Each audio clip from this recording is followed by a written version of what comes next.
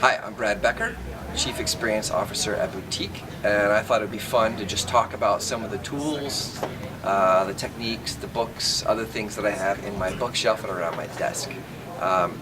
I'm slightly pack ratish in collecting things that I think are cool or shiny. So I'll walk through a few things here that are kind of fun.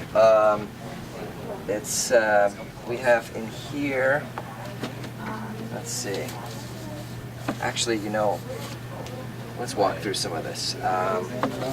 We have Designing Web Usability. This is the classic book. I never read all of it. It was a little bit dry, but for the time, this was the book that you had to have. Let's see, Stop Stealing Sheep. This is a book just on typography and the right way to use typography. It's a good 201 level introduction to typography. See, anger. Nice.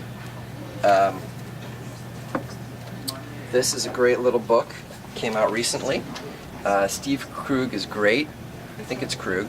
And Steve, forgive me if I mispronounce your last name. This is Rocket Surgery Made Easy. This is how to do finding and fixing usability problems, doing testing on your own. His books are great. They're generally really short and easy to read, and they're a lot of fun, and they're super useful. His first book was called Don't Make Me Think. It looks a lot like this, except the words are different. And it's a really great book. If you're going to read one book on web design, if you're interested in web design and general usability of websites, I would read Don't Make Me Think. Let's see, if you're looking for some fun reading, Understanding Comics, The Invisible Art is a really great, interesting, thought-provoking book, and it's all about how humans recognize things, how there's the picture plane, there's language, and there's reality, and the way that why comics work for people, why art works for people, how humans process this stuff, and how we go, when things are really complex, we see it as something that's an exterior thing. So this looks very real, it's very 3D, it looks tangible, and we see that as an object separate to us. But when you draw things like a smiley face or like a really sketchy looking person, we tend to put ourselves in that place more. So a lot of theory about iconography and design and all of that in the form of a comic book by a comic book artist himself. Great book. A lot of people would recommend that to you if you talk to them about it. Let's look at a couple of things I worked on. So one thing is at Microsoft I worked on Expression Studio. So I mentioned shipping before. I like to ship products, and these are kind of the souvenirs from that. This was a custom version where the different team members all contributed artwork to the box. So I don't know how many of these are, not too many, but you can kind of see some of the fun artwork on there that different team members worked, including developers. It wasn't just the designers. I also worked on Flash. I was the product designer for Flash, and I worked on kind of the whole studio UI team across the products, and helped to implement and conceive of the startup screens and different parts of the UI that went across all the products. So that was fun. Another thing that I like is these IDEO method cards. IDEO is an agency. These method cards were really hard to get. I was living in San Francisco at the time, and there was an architecture bookstore there. I forget where, and you could get these there and nowhere else. Maybe now they're more available or less available. These are just a lot of different funny looking pictures on one side. On the other side, it's different techniques. So they have the different phases and different things to try with customers. So how to do different user interviews, how to basically analyze what the problems are. So those are kind of fun.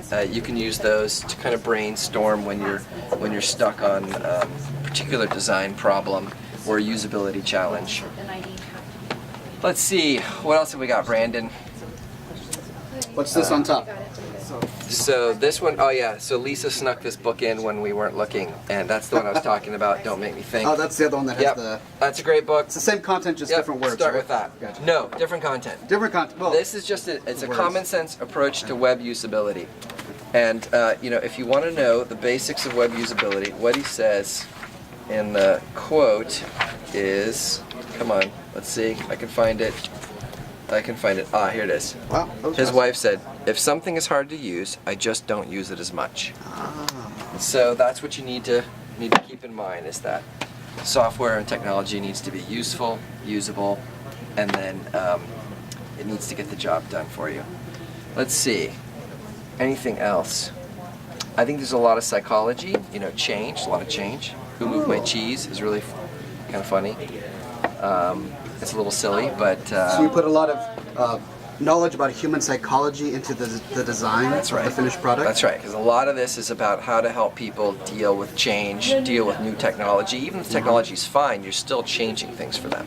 Predicting what they're wanting and then delivering what they want? That's right, and then also figuring out how to help them with that transition, how to learn new things, how to expose what's different about it, what's exciting about it. I also have a lot of software development books. I was a software developer for a long, long time. I'll show you one other thing. We have, oh, nope, not that one. I have over here, I have a toolkit. Oh my. Got a treasure trove of secrets over here. So this is kind of a toolkit. I got this from Bill Buxton. At Microsoft, I did a session with him, and it's a hot glue gun and some glue sticks and pens and tape and Post-its, and there's a really sharp X-Acto knife in here, and there's a foam core board and a bunch of stuff so that you can actually build models of things, try things out physically. It's especially more useful when you're working in hardware design, not just software and web design, but it is kind of fun. I also have both my Micron fine line pens, which in 5 colors, and those are really good for outlining things. And then I have these Copic, I don't know, sketch pens. These are really nice pens, and the difference between these and the fine line pens are sort of for very precise drawing. These have brush tips on them, and then they have chisel tips, so you can actually kind of paint like watercolors with a marker brush. So I love that. In fact, I just painted on my finger accidentally, and those are really good brush markers. Wow, so a whole lot of knowledge and tools go into this. Yeah, I'm impressed for one. There's a lot of different tools and techniques that we use to come up with creative solutions to problems. And at the end of the day, design really is about intentionally and gracefully solving problems for people. At least in our application here, as opposed to art, which is a little bit more about self-expression and you know, emotionally appealing to other people or conveying a message. So what we do here is a lot of design, user experience design, and try to solve problems for people, and try to do a lot of hard decisions so that you don't have to and the customers don't have to.